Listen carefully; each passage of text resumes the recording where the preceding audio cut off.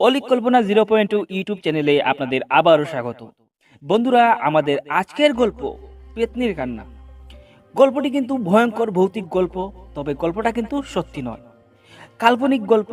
তো বন্ধুরা, আপনারা নিজ দায়িত্বে কিন্তু গল্পটা শুনবেন। আমাদের আজকের গল্পের লেখক পঙ্কজ এবং গল্প পাঠে আমি সুব্রত। শুরু করছি আমাদের আজকের গল্প, পেতনির কান্না। রবি মহেশপুর গ্রামের একজন বাসিন্দা। আমরা গল্প শুরু করার আগে রবি সম্পর্কে অল্প একটু জেনে নেই। রবির বাবা একজন ট্রাক ড্রাইভার। তিনি ট্রাক অ্যাক্সিডেন্টে মারা যান। রবির যখন বয়স 2 বছর, তখন তার মা ক্যান্সারের কারণে পরলোক গমন করেন। এই অনাথ অসহায় ছেলেটির দায়িত্ব গ্রামের রাকেশ নামের একজন সহৃদয়বান ব্যক্তি নেন। তিনি তাকে লালন পালন করে বড় করেন। 2 বছর আগে তিনিও মারা যান। রাকেশ বাবুর কোনো সন্তান নেই। তাই রাকেশ বাবু মৃত্যুর পর তার মা, মানে রাকেশ বাবুর স্ত্রী সুনিতা দেবী ও রবি, তারাই এখন ওই বাড়িতে থাকে। এবার আসল গল্পে আসা যাক। রবির মার বয়স প্রায় 60 বছরের উপরে। এই বয়সের কারণে তিনি প্রায় অচল হয়ে গেছেন। সংসারে কাজকর্ম তেমন একটা করতে পারেন না আগের মতো। তাই তিনি রবির একটা বিয়ে দিয়ে দেন। রবি মধ্যবিত্ত পরিবারের ছেলে, দিনমজুর করে দিনকাল কাটে, তবে এতে সে অনেক খুশি। নববিবাহিত স্ত্রীর প্রতি সব পুরুষেরই প্রথম দিকে একটু ভালোবাসা এবং ভালোবাসার টানটাও একটু বেশি থাকে, তবে বয়সের সাথে সাথে সেটা একটু কমে যায়। যাই হোক, সেটা অন্য কথা। দূরে একটা গ্রামে মেলার আয়োজন হয়েছে, সেটা মাইকে সবাইকে জানানো হয়েছে এবং রবির স্ত্রীও সেই সংবাদটা শুনে এবং ওই মেলাতে যাওয়ার জন্য বায়না ধরে। মাত্র 2 মাস হলো রবির বিয়ে হয়েছে, তাই আর নতুন বউয়ের বায়নাতে সে রাজি না হয়ে পারল না। সাথে মাকেও নিয়ে যাওয়ার চেষ্টা করলো, কিন্তু রবির মা বলে উঠলেন, তোমরা যাও বাবা, আমি ঘর থেকে উঠোনে যেতেই 5বার দাঁড়াতে হয়। এই বলে রবির মা রবিকে সাবধান করে বলেন, মেলাতে যাচ্ছ যাও, তবে সন্ধ্যা হওয়ার আগে বউকে নিয়ে বাড়িতে চলে আসবে। আজ শনিবার। তারা দুজনই সাইকেলে চেপে বসলো। প্রায় 1 ঘন্টা টানা সাইকেল চালানোর পর তারা সেই মেলাতে পৌঁছালো। রবির স্ত্রী খুব খুশি। এত বড় মেলা দেখে তারা দুজনই খুশিতে আত্মহারা। তারা সেই মেলাতে অনেক খুশির মুহূর্ত কাটালো, টুকটাক কিছু জিনিসপত্র কিনে নিল। এইভাবে তারা টানা 2 ঘন্টা মেলাতে ঘুরল। এদিকে বিকাল গড়িয়ে সন্ধ্যা নেমে আসছে। রবির হঠাৎ মনে হলো মায়ের দেওয়া সেই কথা, সন্ধে হওয়ার আগে বউকে নিয়ে বাড়ি ফিরে যেতে হবে। কিন্তু এই জায়গায় রবির স্ত্রী বলল, আর একটু সময় থাকি না, কিছুই হবে না। স্ত্রীর মধুর কথায় রবিও গলে যায়। প্রায় 5টা 30-এ তারা মেলা থেকে বের হয়। রবি মনে মনে ভাবছে, আজ মার হাত থেকে কে আমাকে রক্ষা করবে। সন্ধ্যা হয়ে গেছে, ঘরে পৌঁছাতে পৌঁছাতে রাত হবে। এখন আর কিছু করারও নেই। এই বলে খুব তাড়াতাড়ি করে সে সাইকেল চালালো এবং স্ত্রীকে বলল শক্ত করে ধরে রাখতে। আবছা আলোতে পথটাও ভালো করে দেখা যাচ্ছে না। রবি পুরো শক্তি দিয়ে সাইকেলটা চালাচ্ছে, কিন্তু এই পথটা যেন আর শেষ হতে যাচ্ছে না। হঠাৎ রবি লক্ষ্য করলো, এটা আবার কোন জায়গা? এতক্ষণ তো আমি গ্রামের রাস্তা দিয়ে সাইকেল চালাচ্ছিলাম, হঠাৎ এই রাস্তা থেকে এই গভীর জঙ্গলে কি করে আসলাম? হাতের ঘড়ির দিকে নজর পড়তেই বরাবর চমকে ওঠে রবি। এ কি সর্বনাশ! রাত প্রায় 8টা বাজে। এ কি সর্বনাশ! এতক্ষণ সাইকেল চালিয়ে আমরা কোথায় থেকে কোথায় আসলাম? রবির স্ত্রী কাদু কাদু গলায় বলে উঠল, কি গো, এখন আমরা কি করব? এই গভীর জঙ্গল থেকে আমরা কি করে বার হব?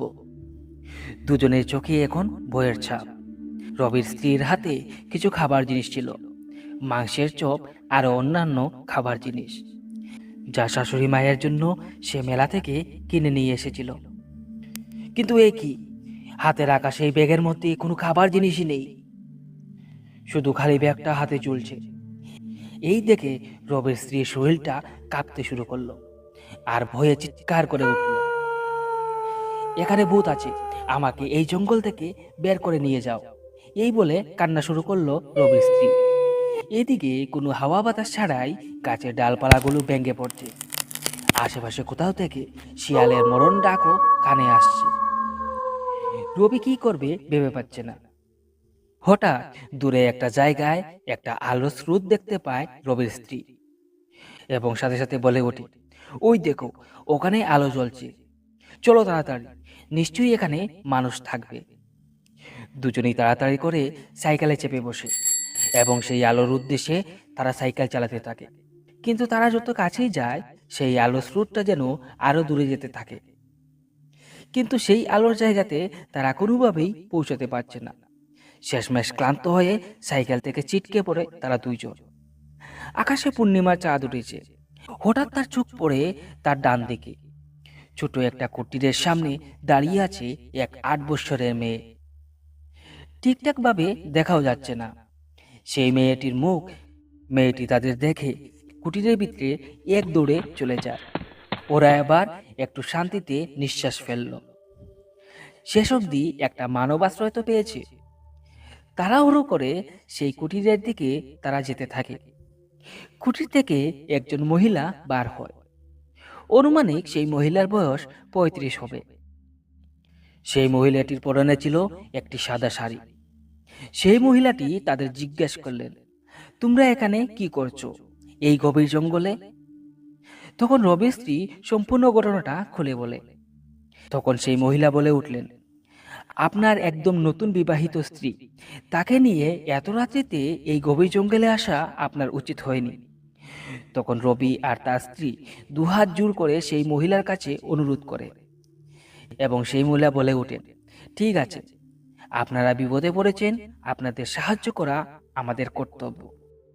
কিন্তু আমি খুবই গরিব, এই মেয়েটিকে নিয়ে দিনরাত খাবার জোগাড় করি, আপনাদের খাওয়ানোর ক্ষমতা আমার নেই।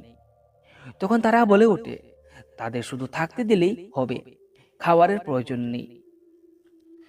তখন সেই মহিলা তাদের কুটিরে থাকতে দেয়। তারা দুজনই অনেক ক্লান্ত, ঘরের একটা কোণেতে বসে বসে শুয়ে পড়ে। কখন সে সকাল হলো তারা কিছুই বুঝতে পারেনি। হঠাৎ রবির চোখ খুলে, তখন সকাল ৯টা। তাড়াহুড়ো করে সে তার স্ত্রীকে ডাকে, এই যে উঠো, সকাল হয়ে গেছে, বাড়ি যেতে হবে না, তাড়াতাড়ি উঠো। রবি স্ত্রী তাড়াহুড়ো করে ঘুম থেকে ওঠে। তারা বেরিয়ে যাবে, কিন্তু তাদের কাল রাত্রে যে ভদ্র মহিলাটি আশ্রয় দিয়েছেন তাকে যদি একবার না বলে যায়, তাহলে সে ভাববেন যে এত অকৃতজ্ঞ লোক। এই ভেবে তারা কুটিরের চারপাশে তাদের খুঁজতে বের হয়।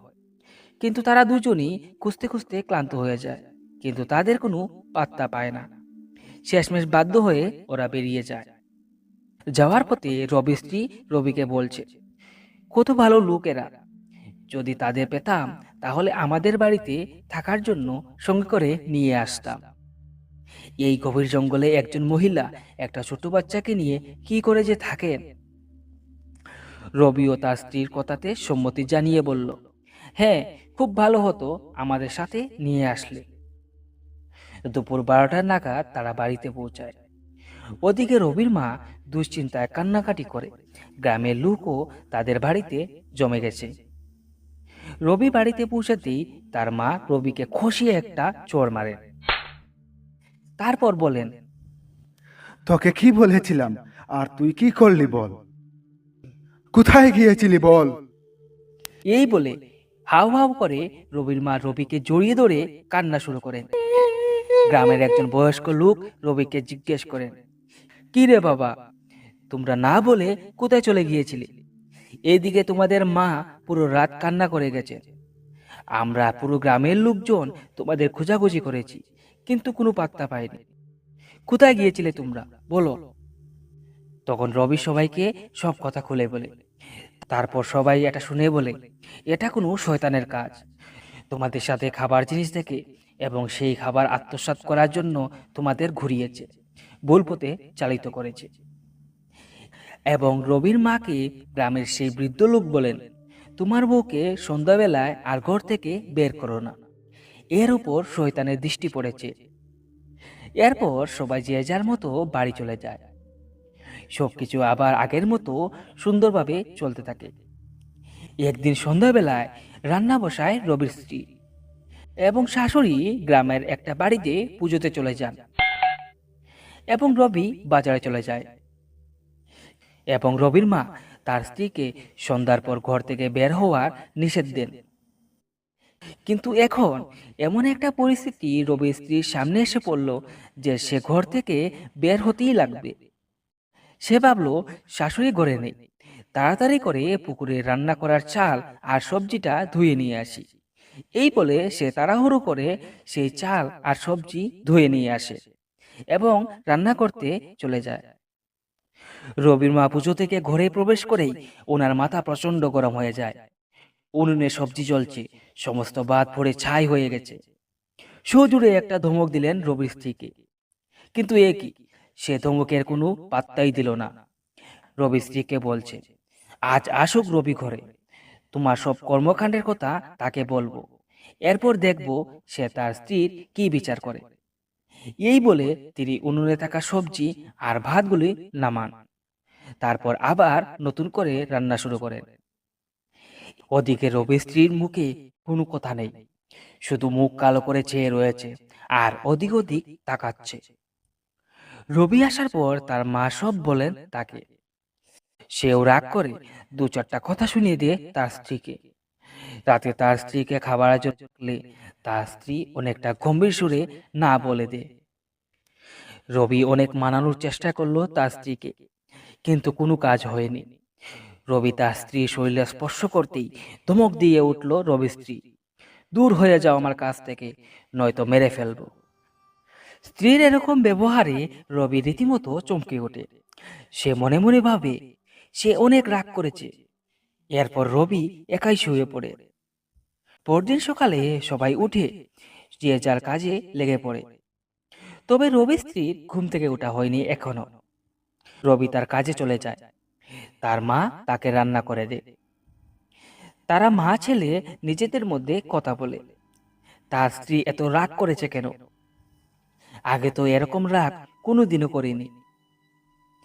রবির মার একটা পোশাকি বিড়াল ছিল, তাকে তিনি খুবই ভালোবাসতেন। কিন্তু সকাল থেকে সেই বিড়ালটা তিনি আর খুঁজে পাচ্ছেন না। এগর ওগর সব জায়গায় খুঁজেছেন, কিন্তু কোনো পাত্তা পাননি। রবির মার মন খুব ভারী। এই বৃদ্ধ বয়সে তার বিড়ালটাও তাকে ছেড়ে চলে গেছে। এই বলে তিনি কান্না করলেন। রবির স্ত্রী ঠিক দুপুর 12টায় ঘুম থেকে উঠে ঘরে রান্না করা খাবার সে দু হাত দিয়ে খেতে শুরু করে। সমস্ত রান্নাঘরের অবস্থা সে খুবই খারাপ করে দিয়েছে। তা দেখে রবির মা খুবই রাগ করেন এবং কিছু কথা রবি স্ত্রীকে শুনিয়ে দেন। কিন্তু এসব কথাতে রবি স্ত্রী কোনো পাত্তা দেয়নি, সে অনবরত খেয়েই চলেছে। রবি স্ত্রী খাওয়া শেষ করে আবার শুয়ে পড়ে।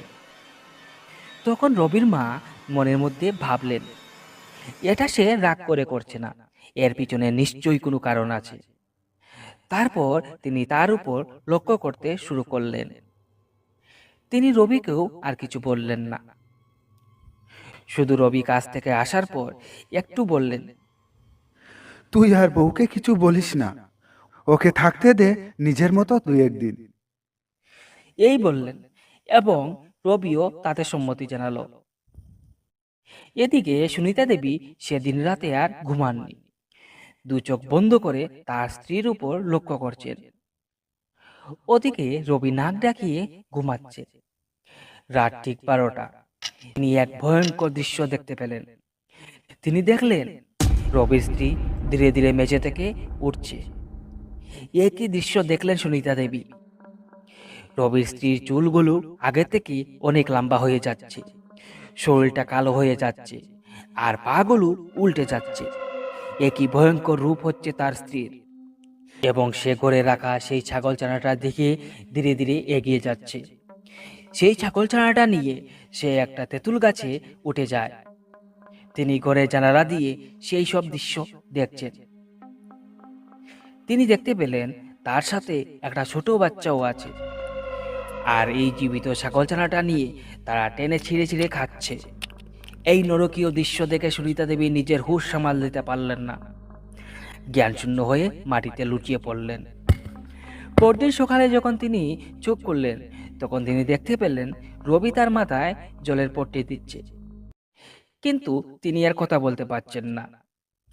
এত বড় ঝটকা তিনি সামাল দিতে কিছুটা সময় লাগবে। শুধু তিনি এতটুকুই বলে যাচ্ছেন, তোর বউ, তোর বউ। এদিকে রবি তার মার কোনো কথাই বুঝতে পারছে না। সে শুধু বলেই যাচ্ছে, মা তুমি বিশ্রাম করো, কাল রাত তুমি মাথা ঘুরে পড়ে গিয়েছিলে, চিন্তা করো না, তাড়াতাড়ি ঠিক হয়ে যাবে। ওদিকে রবির খুব রাগও হচ্ছে, তার মার এই অবস্থা, আর তার স্ত্রী একবারও জিজ্ঞেস করতে আসলো না তার মার কি হয়েছে। রবি রাগ করে সজোরে একটা চড় মারে তার স্ত্রীর গালে, কিন্তু তার স্ত্রীর কোনো প্রতিক্রিয়া সে পেল না। রবি মনে মনে ভাবল, একবার আমার মা সুস্থ হয়ে উঠুক, তারপর তোকে তোর বাড়িতে পাঠিয়ে দেব। রবি এবার বেরিয়ে পড়ে মায়ের জন্য ওষুধ আনতে বাজারের উদ্দেশ্যে। ওষুধ নিয়ে বাড়ি ফিরে দেখে তার মা আর বিছানাতে নেই। এই দেখে রবি মনে মনে অনেক রাগ করে। এই অসুস্থ শরীর নিয়ে কোথায় চলে গেলেন উনি? পুকুর পাড়, পাশের ঘর, মাঠ, শস্যক্ষেত সব জায়গায় খোঁজাখুঁজি করে সে তার মাকে খুঁজে পাচ্ছে না। এবার সে অনেকটা রেগে গিয়ে ঢুকলো তার স্ত্রীর ঘরে এবং ভাবলো তার স্ত্রীকে জিজ্ঞেস করবে মা কোথায় গিয়েছেন। কিন্তু এ কি, ঘরের মেঝেতে তার স্ত্রীও নেই। সে চমকে উঠল, এরা দুজন কোথায় চলে গেছেন? সে হঠাৎ ঘরের কোনো একটা ধানের গুলোয় কিছু শব্দ শুনতে পেল। শব্দটা কিছুটা ছেঁড়ার ছিল। সে ধীরে ধীরে সেই ধানের গুলার দিকে এগিয়ে গেল এবং একটা টেবিল নিয়ে সেই ধানের গুলাতে যখন চোখ দিল, তখন সে চিৎকার করে উঠল। একই পৈশাচিক দৃশ্য ছবি দেখছে, তার স্ত্রী তার মার শরীরটা চিড়ে চিড়ে কাটছে। রবির স্ত্রীর সমস্ত মুখ রক্তে লাল। এই মাংসাশী পিশাচ তার মাকে খেয়ে ফেলেছে।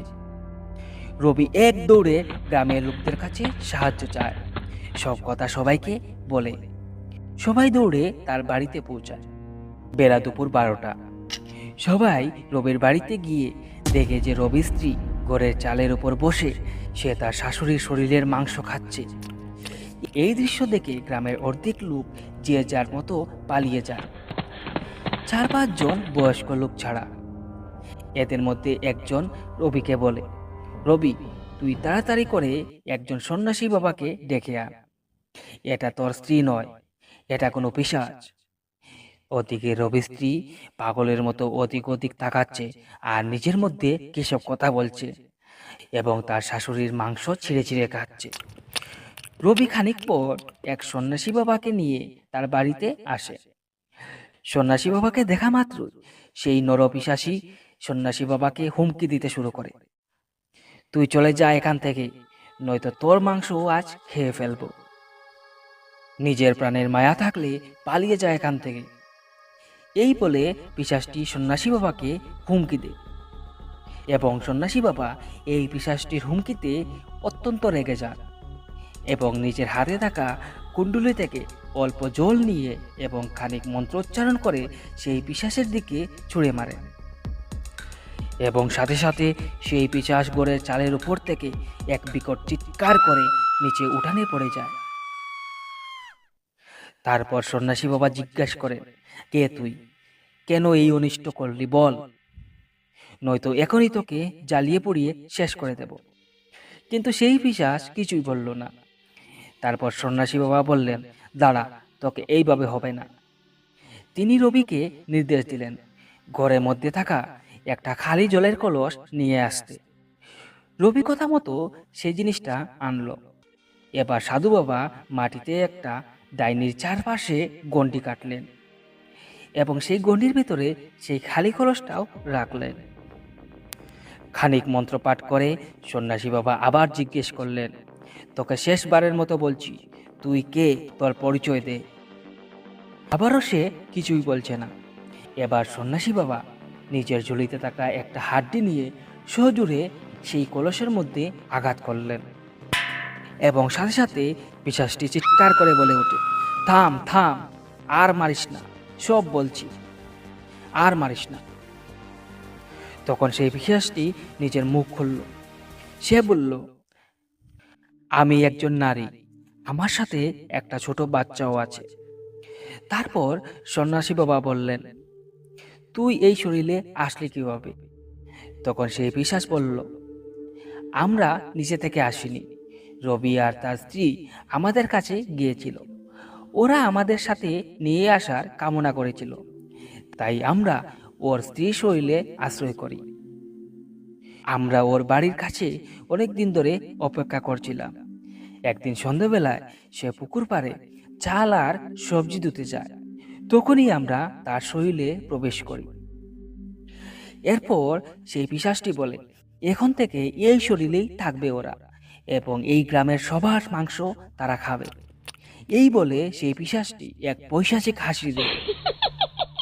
তারপর সন্ন্যাসী বাবার মন্ত্রশক্তিতে সেই পিশাচটি বাধ্য হয়ে বলে, ঠিক আছে, আমি আর আমার মেয়ে রবির স্ত্রীর শরীর ছেড়ে এই গ্রাম থেকে অনেক দূরে চলে যাব, তবে আমার একটা শর্ত আছে। সন্ন্যাসী বাবা বললেন, কি শর্ত, বল। তখন সেই পিশাচটি বলল, আমার একটা আস্ত পাটা চাই আর 3 মুঠো চাল চাই। কথা মতো রবি সব জিনিস নিয়ে আসলো। সেই গণ্ডিতে থাকা পিশাচটি চোখের নিমিষেই সেই আস্ত পাটাটা খেয়ে ফেলল এবং পিশাচটিকে সন্ন্যাসী বাবা বললেন, তুই এই গ্রামের ত্রিসীমানার মধ্যে আর আসবি না। তুই যে রবির স্ত্রীর শরীর ছেড়ে চলে যাবি, সেটার কি প্রমাণ আছে তোর কাছে? তখন সেই পিশাচটি বলল, ওই দেখো, ওই যে আম গাছ আছে, ওই আম গাছটার একটা ডাল ভেঙে আমি এখান থেকে যাব। তখন সন্ন্যাসী বাবা সেই চারিদিকের গণ্ডিটা তুলে দেন। হঠাৎ সেই আম গাছের ডালটা মাটিতে ভেঙে পড়ে এবং রবির স্ত্রী সেখানেই জ্ঞানশূন্য হয়ে মাটিতে পড়ে যায়। এরপর রবি আর তার স্ত্রী এই গ্রাম থেকে অনেক দূরে চলে যায়। তবে রবির স্ত্রী তার নিজেকে তার শাশুড়ির হত্যার দোষী মনে করে।